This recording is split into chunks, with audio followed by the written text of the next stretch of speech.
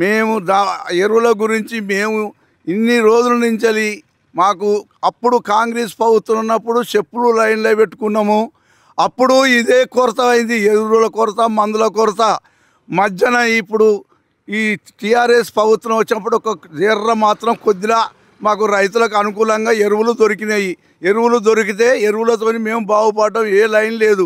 ఇప్పుడు మళ్ళీ ఇప్పుడు ఈ ప్రభుత్వం వచ్చి ఈ 2 సంవత్సరాల నుంచి అసలు మందు ఇసం తాగుదామన్నా కానీ మందు దొరకకుండా ఉంది. యూరియా కొరత.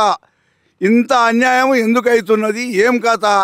ఫ్యాక్టరీలు పోయినాయా, మునిగిపోయినాయా ఫ్యాక్టరీలు? లేకపోతే అమ్ముకున్నారా, లేకపోతే వెనకేసుకున్నారా ఈ రాజకీయ నాయకులు? రైతులను ప్రతి దానికి పంటలు పండించిన పంట కూడా కొనేందుకు నాదులు లేడు. కొంటే డబ్బులు వచ్చేందుకు కూడా మాకు అవకాశం లేదు.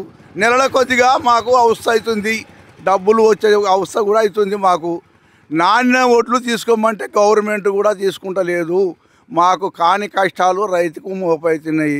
దయచేసి ప్రభుత్వము మా మీద దయ చూసి మాకు సరైన న్యాయం చేయాలి రైతులకు.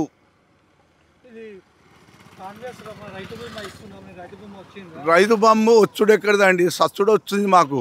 రైతు బంధు వచ్చుడు కాదండి, సచ్చుడు వస్తుంది. రైతు బంధు ఎక్కడిది? ఏం కథ? ఆయన ఎన్నో దొంగ బొంకులు బొంకిండు, కానీ ఆయన వరకే ఆ బొంకులు, కానీ జనానికి కాదు.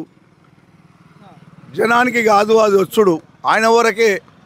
ఆయనే రాజ్యమేల తందుకే అవన్నీ బొంకులు మాటలు మాట్లాడుకునే, కానీ ఈ రైతులకు, ఈ బీద కుటుంబాలకు ఇవన్నీ సౌకర్యం ఏది లేదు.